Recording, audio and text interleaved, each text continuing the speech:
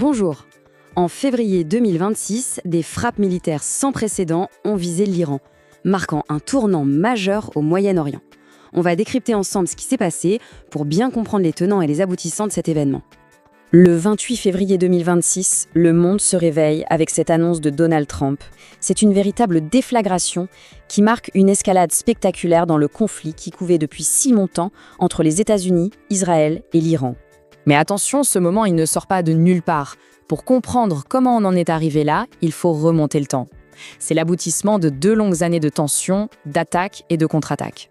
Ce qu'on voit ici, c'est une escalade quasi mécanique. Chaque action entraîne une réaction encore plus forte. Un engrenage de violence qui, à chaque étape, rapproche un peu plus la région d'une guerre totale.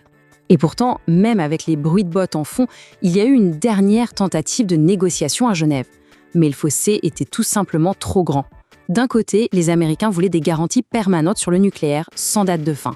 De l'autre, l'Iran, qui refusait de renoncer à l'enrichissement d'uranium, exigeait des garanties économiques et la fin des sanctions.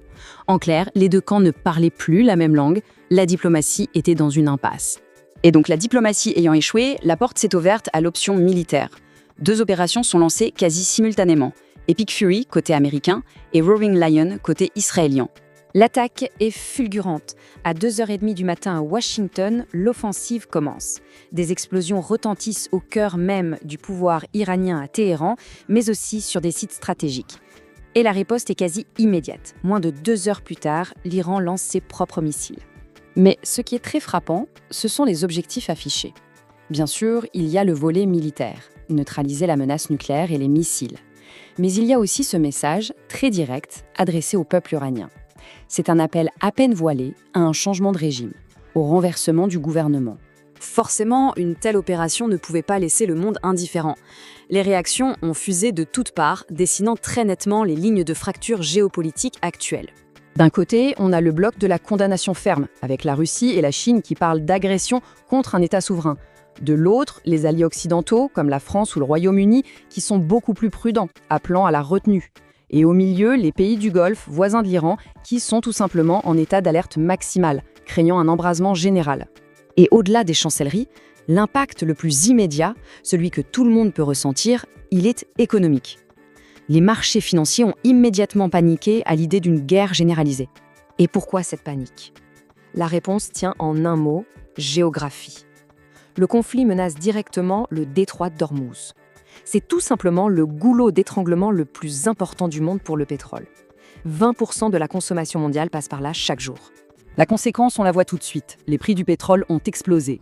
Les analystes estiment qu'on pourrait facilement atteindre les $100 le baril si le conflit s'installe, ce qui aurait un impact direct sur le prix de l'essence, le chauffage, bref, sur la vie de tous les jours. C'est un réflexe classique en temps de crise. Les investisseurs vendent massivement les actifs jugés risqués, comme les actions, et se ruent sur ce qu'on appelle les valeurs refuges. L'or, bien sûr, mais aussi des monnaies jugées stables comme le dollar américain. C'est le signe d'une très grande fébrilité. Mais au-delà de l'économie, ce qui a vraiment changé avec ces frappes, c'est toute la dynamique stratégique de la région. On est entré dans une nouvelle ère, beaucoup plus imprévisible. Pendant des décennies, l'Iran a perfectionné une stratégie bien précise, celle de la confrontation indirecte. L'idée était d'utiliser des groupes alliés dans la région, les fameux proxys, comme une sorte de bouclier pour avancer ses pions sans jamais s'exposer à une guerre frontale. Le problème, aujourd'hui, c'est que ce bouclier a été percé. La confrontation est devenue directe. L'Iran se retrouve donc forcé d'adopter une posture nouvelle, bien plus risquée, où son objectif numéro 1 n'est plus l'influence, mais tout simplement la survie du régime.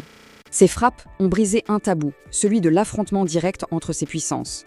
Alors la question que tout le monde se pose maintenant est la suivante. Un seuil dangereux ? Un point de non-retour ? Vient-il d'être franchi au Moyen-Orient ? C'est sur cette interrogation que nous terminons.